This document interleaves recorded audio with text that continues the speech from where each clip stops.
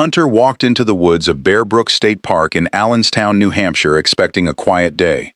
Instead, he found a barrel, a rusted 55-gallon steel drum hidden among the trees. Inside were the bodies of a woman and a young girl. Police searched for their names. They found nothing. No missing persons report matched. No family came forward. No suspect emerged. For years, the victims remained unidentified. Then the case became even more disturbing. 15 years later, investigators returned to the same stretch of woods. Just a short distance from the first discovery, they found a second barrel. Inside were two more little girls. Now there were 4 victims, 4 lives erased, and no one knew who they were. The mystery only deepened when forensic testing revealed something investigators never expected. 3 of the victims were related. The 4th child was not. Yet somehow, she had ended up in the same burial ground. As detectives struggled to identify the victims, another mystery was quietly unfolding across America. A man had spent years moving from state to state under different names, different jobs, different identities, different families. Every time investigators thought they understood who he was, another identity surfaced, and everywhere he went, people seemed to disappear. By the time police finally uncovered the truth, they realized they weren't investigating a single murder. They were uncovering the trail of one of the most elusive serial killers in modern American history, a man who would become known as the Chameleon Killer. But the most disturbing discovery came decades later, because one of the murdered children found inside those barrels turned out to be his own daughter. Before we begin, I want you to think about something. 4 victims spent decades without their names, without justice, without anyone knowing what happened to them. The only reason their stories are being told today is because people refuse to forget them. If you believe victims deserve to be remembered, take a moment to subscribe to the channel. Every subscription helps these stories reach more people and keeps the memories of victims alive. And while you're here, tell me where you're watching from. I'd genuinely love to know which part of the world you're joining us from today. Now, let's go back to where this nightmare began. A quiet patch of woods in New Hampshire, and a barrel that would launch one of the most haunting murder investigations in American history. November 10th, 1985. Allenstown, New Hampshire. Just outside Bear Brook State Park, a hunter moved through a wooded area near the Bear Brook Gardens trailer park. The area was quiet, dense trees, overgrown brush, the kind of place where people rarely wandered far from the trails. As he made his way through the woods, something caught his attention. A blue 55-gallon steel drum. It looked out of place, weathered, partially hidden among the trees. The hunter approached. At first, it seemed like nothing more than discarded junk, but when he got close enough to look inside, he immediately realized something was wrong. He saw what appeared to be bones. Shaken, he left the area and contacted authorities. Allenstown police responded to the scene and quickly secured the location. Soon afterward, investigators from the New Hampshire State Police joined the investigation. What they found inside the barrel transformed a routine call into a homicide investigation. Inside the drum were the skeletal remains of 2 people, an adult female and a young girl. The remains were heavily decomposed. The bodies had been placed inside the barrel years earlier. Investigators carefully documented the scene before recovering the contents. The barrel itself was collected as evidence. So was the plastic material, wrapped around portions of the remains. Every fragment of bone was photographed, mapped, and preserved for forensic examination. The remains were transported to the office of the chief medical examiner for analysis. Forensic anthropologists began reconstructing the identities of the victims from their bones. The adult victim was determined to be a white female. Estimated age, between 23 and 33 years old. Height, approximately 5 feet 2 inches to 5 feet 7 inches. The child was estimated to be a white female between 8 and 10 years old. Dental examinations were conducted. Bone measurements were taken. Investigators searched for signs of disease, previous injuries, medical treatment, or anything unique enough to identify them. They found nothing that immediately pointed to a name. The examination also revealed evidence of violent deaths. Both victims had suffered blunt force trauma. Their injuries were consistent with homicide. Whoever killed them had not simply hidden their bodies. The killer had sealed them inside a steel drum and abandoned them deep in the woods. Detectives began checking missing persons reports. They compared dental records. They contacted agencies throughout New Hampshire and neighboring states. No matches. No family came forward looking for either victim.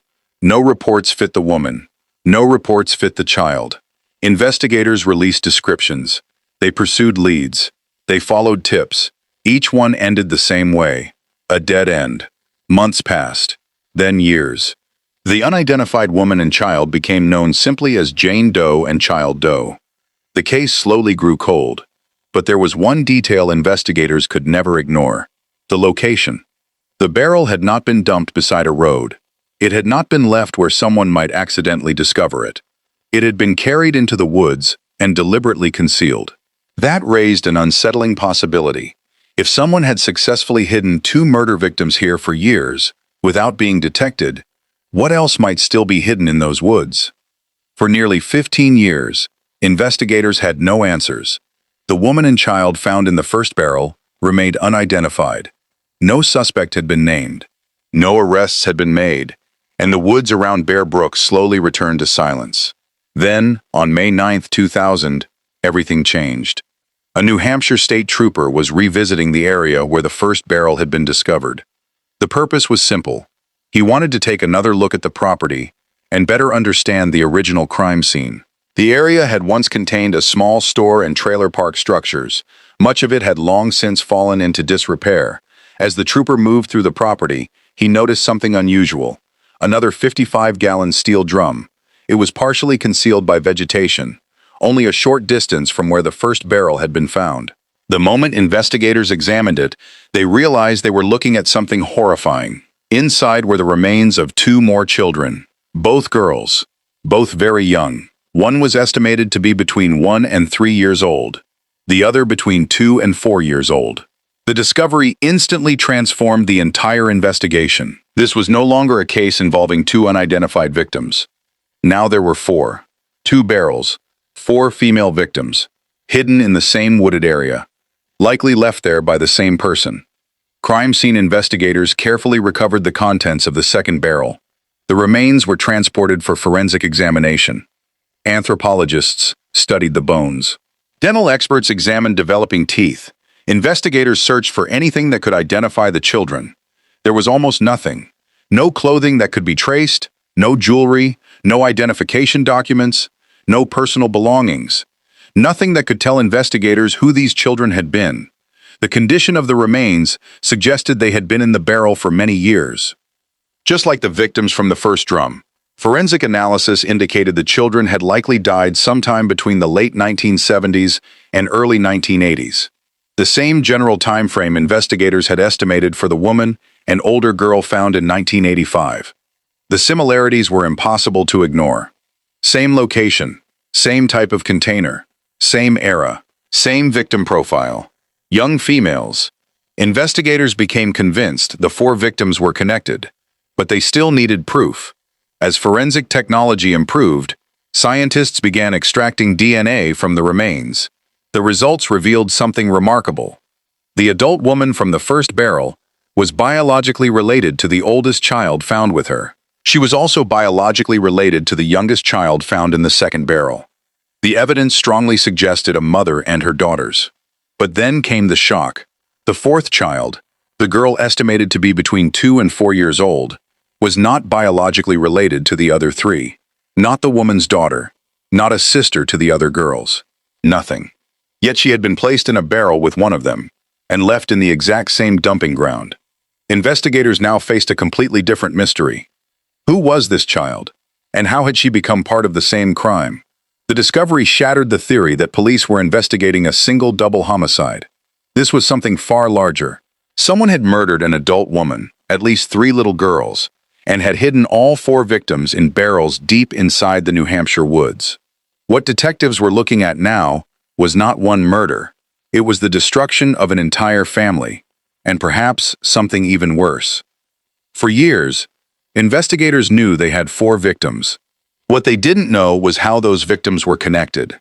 The answer began to emerge as DNA technology improved during the 1990s and early 2000s. Scientists carefully extracted biological material from the skeletal remains. Even after decades in the woods, portions of the bones still contained recoverable DNA. Samples were taken from multiple victims and sent for laboratory testing. The goal was straightforward: determine whether the four victims belonged to the same family. The results were both illuminating and disturbing.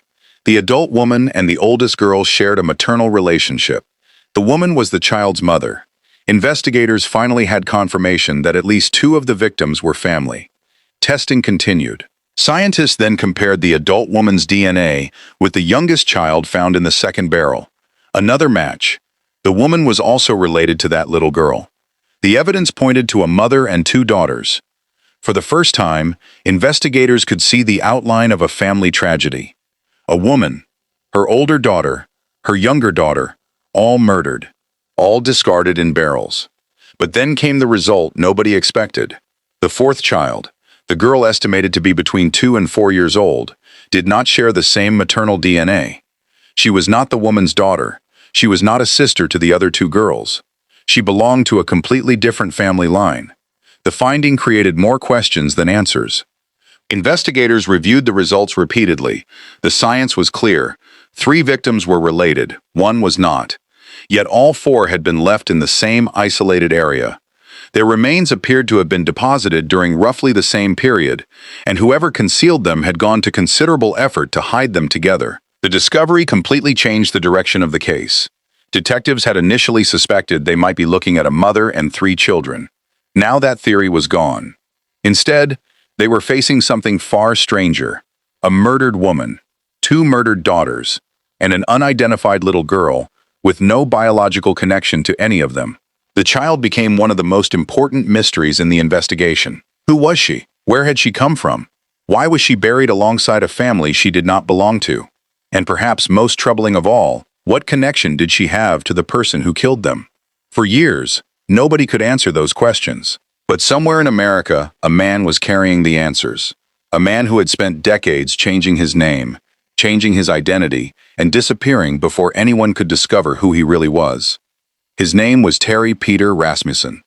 For years, investigators focused on the victims. They had no names, no suspect, no obvious connection to the outside world. What they didn't realize was that the man responsible had spent decades making sure nobody could find him. His name was Terry Peder Rasmussen. He was born on December 23, 1943. At first glance, there was nothing remarkable about him. He worked various jobs, lived in different states, blended into communities, made friends, started relationships, and then he moved on. Again and again and again. What made Rasmussen so difficult to track was his ability to become someone else.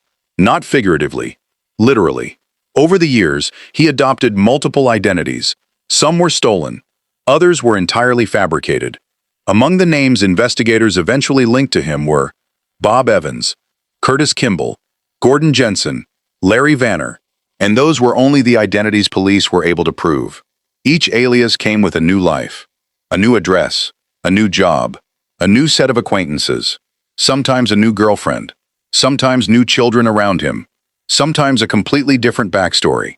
He could leave one state, drive hundreds of miles, and introduce himself as an entirely different person.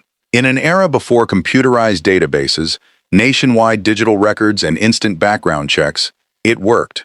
For years, nobody realized these identities all belonged to the same man. A landlord in one state knew him by one name. A co-worker in another state knew him by another. A girlfriend in a third state knew a completely different version of him. And because those lives rarely overlapped, nobody saw the pattern. Investigators would later connect Rasmussen to multiple states across America: California, Arizona, Texas, New Hampshire, Oregon, Virginia. He seemed to drift endlessly, never staying in one place for too long, never putting down roots, always moving before too many questions could be asked. As detectives began reconstructing his movements, a disturbing pattern emerged. Women entered his life, then disappeared. Children appeared around him, then vanished. Entire families seemed to dissolve after crossing paths with him. At first, investigators thought some of these disappearances might be coincidences. Then the list grew longer, and longer, and longer. A missing woman here, an unidentified child there, another family member who was never seen again.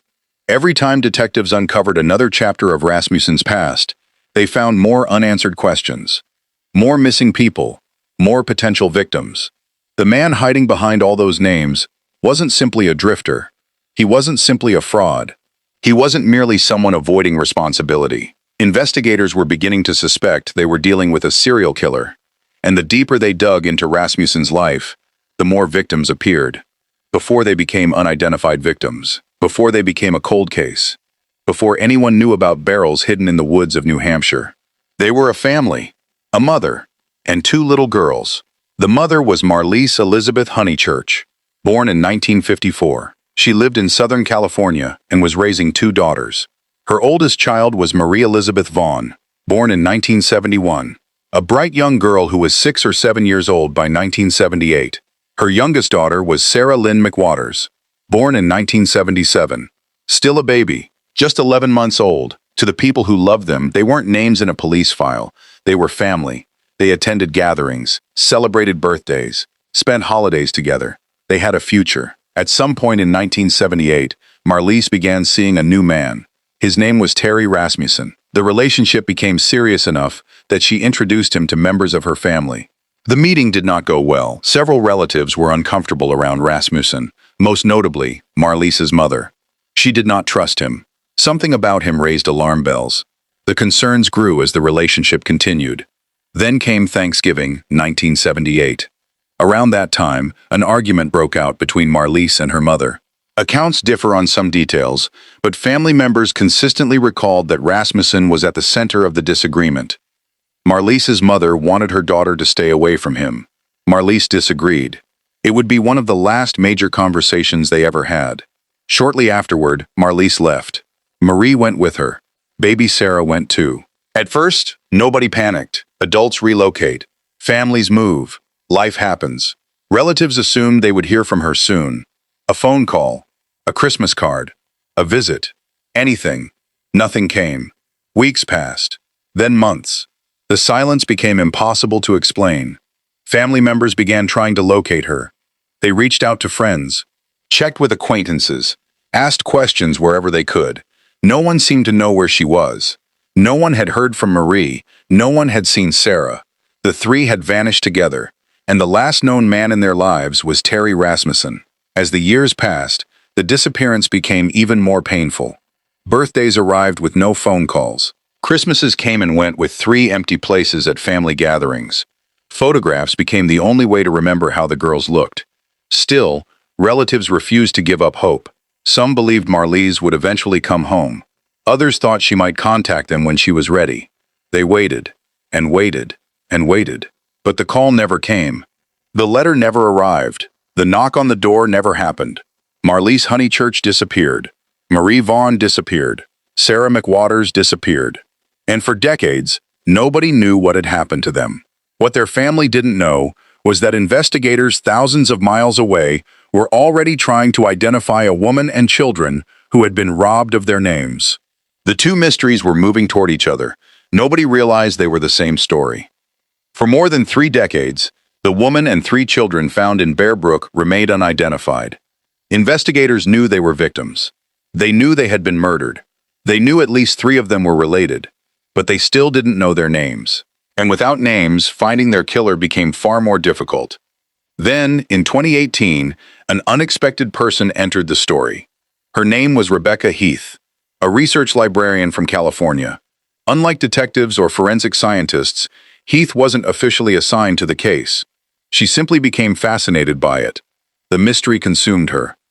Who were the victims? How could an entire family disappear without anyone realizing they were missing? And why had nobody identified them after so many years? The deeper she dug, the more determined she became to find answers. Heath spent countless hours reviewing old records, newspaper articles, genealogy resources, and public databases. Then she came across something interesting, an old post on Ancestry.com. The post had been written by relatives searching for missing family members. As Heath read through the information, she noticed details that seemed strangely familiar. A missing woman, missing children, a disappearance dating back to the late 1970s. Then she found the clue that changed everything. One relative mentioned that the missing woman, Marlise Honeychurch, had been involved with a man named Rasmussen before she disappeared. The name immediately stood out. By that point, Investigators already knew Terry Rasmussen was connected to multiple disappearances. Heath believed she might have found a connection between Rasmussen and the unidentified Bear Brook victims. She contacted New Hampshire authorities, specifically Detective Peder Headley. Headley had spent years working the case. Now, for the first time, there appeared to be a credible lead pointing toward the identities of the victims. But another breakthrough was happening at the same time, one that would transform criminal investigations forever. A genetic genealogist named Barbara Ray Venter had begun working with investigators. Rather than searching traditional police databases, she used a newer technique called genetic genealogy. The process was remarkably powerful. Scientists extracted DNA from the victims' remains and created genetic profiles. Those profiles were then compared to DNA voluntarily submitted by people researching their family histories. Instead of looking for an exact match, investigators searched for distant relatives, second cousins, third cousins, even more distant family connections.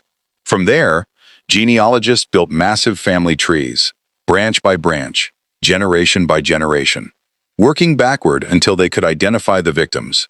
The process required months of painstaking research. Every birth record, every marriage record, every census document, every family connection had to be verified. Then, finally, the pieces came together. On June 6, 2019, investigators announced a historic breakthrough. The woman found inside the first barrel had been identified. She was Marlise Elizabeth Honeychurch.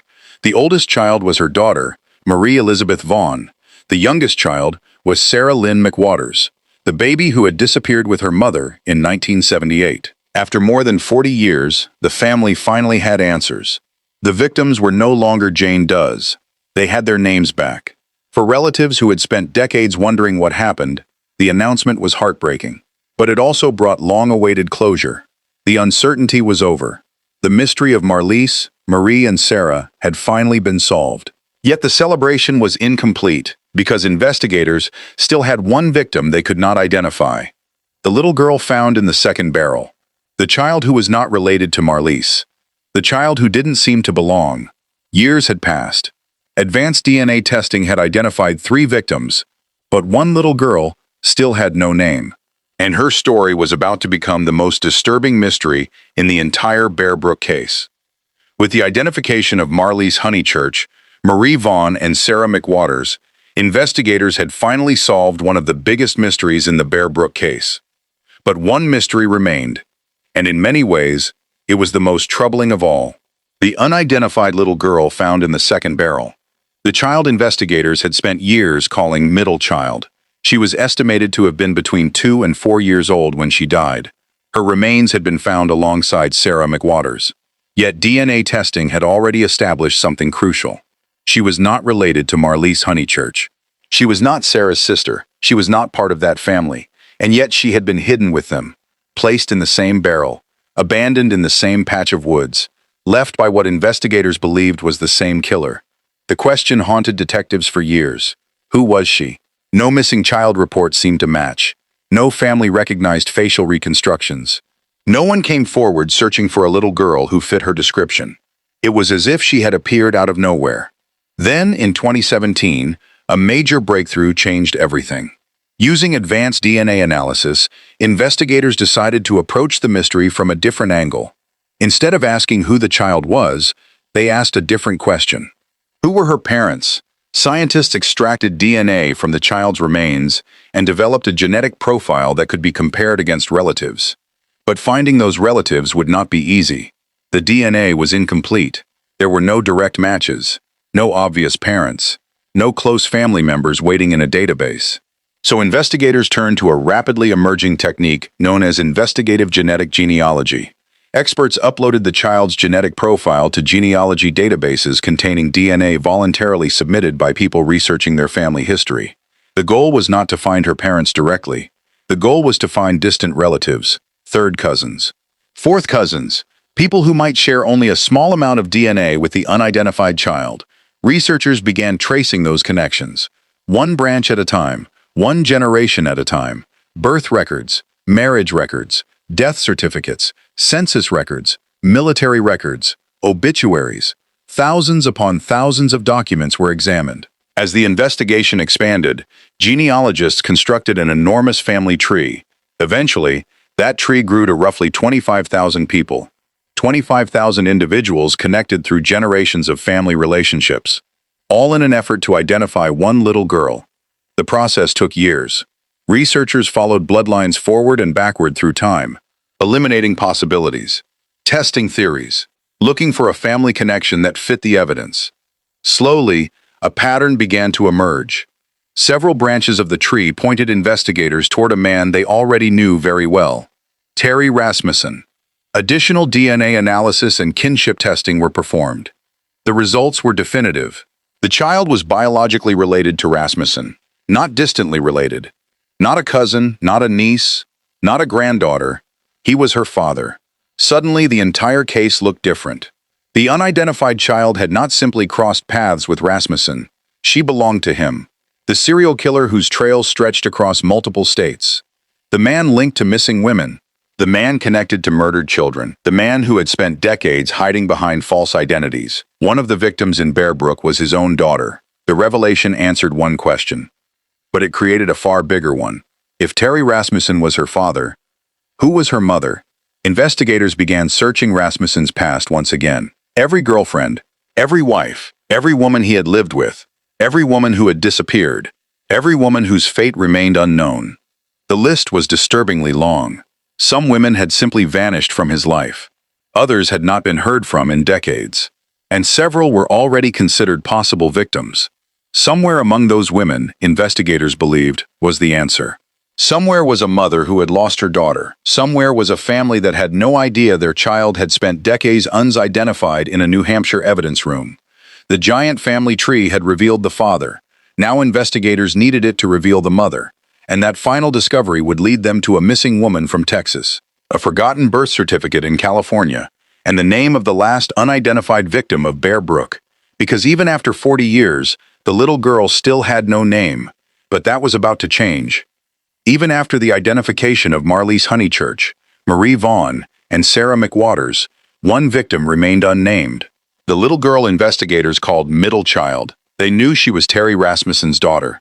They knew she had been murdered, but they still didn't know who she was, or who her mother had been. By 2024, investigators launched one final effort to solve the mystery. The investigation brought together multiple organizations: the New Hampshire Cold Case Unit, the DNA Doe Project, Estrella Forensics, Firebird Forensics, and the National Center for Missing and Exploited Children. Their goal was simple: give the last victim her name back. The challenge was anything but simple. Researchers once again turned to investigative genetic genealogy. DNA extracted from the child's remains was analyzed and compared against genealogy databases containing DNA voluntarily submitted by members of the public. The matches they found were distant, very distant. There were no close relatives waiting to be discovered, no obvious family tree, no direct path to an identification. Researchers would have to build one themselves. Starting with distant DNA matches, genealogists began reconstructing generations of family history. Birth certificates, marriage records, divorce filings, military records, census documents, obituaries, newspaper archives. Every piece of information was examined. Every family connection was traced. The work expanded into one of the largest genealogy projects ever associated with a cold case investigation. Researchers eventually constructed a family tree containing roughly 25,000 individuals, 25,000 people, all to identify a single little girl. The process took months. Genealogists followed thousands of branches across multiple generations, slowly eliminating possibilities, slowly narrowing the search. Then a crucial clue emerged.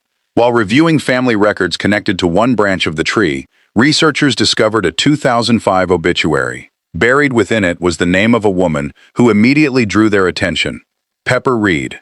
The obituary suggested she had disappeared from her family's life decades earlier. The timing was striking. So was her age. Investigators dug deeper. Pepper Reed had been born in Texas in 1952. At some point during the 1970s, she became involved with Terry Rasmussen. Then, she seemingly vanished. No confirmed sightings. No documented contact with relatives. No explanation for where she went. No indication she was still alive. For investigators, Pepper Reed quickly became the strongest candidate for the unidentified child's mother. But suspicion wasn't enough. They needed proof. Then came the breakthrough. Researchers located a birth certificate from Orange County, California. The document was dated 1976, and for the first time, every piece of the puzzle snapped into place. The birth certificate listed a baby girl named Peder Rasmussen. The father was listed as Terry Rasmussen. The mother was listed as Pepper Reed. After decades of uncertainty, investigators finally had an identity. The little girl in the second barrel, the child found alongside Sarah McWaters, the daughter of Terry Rasmussen. Her name was Peder Rasmussen. Additional genealogical research and DNA analysis confirmed the conclusion. What had started with distant DNA matches had led investigators to her mother, and through her mother, directly to Rhea. Then, on September 5, 2025, authorities made the announcement official. Jane Doe 2000 was no longer Jane Doe. After more than 40 years, the final Bear Brook victim had been identified. Peder Rasmussen. The last unnamed victim had finally gotten her name back. For investigators, it marked the conclusion of one of the most remarkable identification efforts in modern forensic history. A case solved through DNA science, genealogy, persistence, and thousands of hours of research. For the families involved, it was a moment filled with both relief and heartbreak. Relief that the mystery was finally solved. Heartbreak because the truth confirmed what many had feared for decades.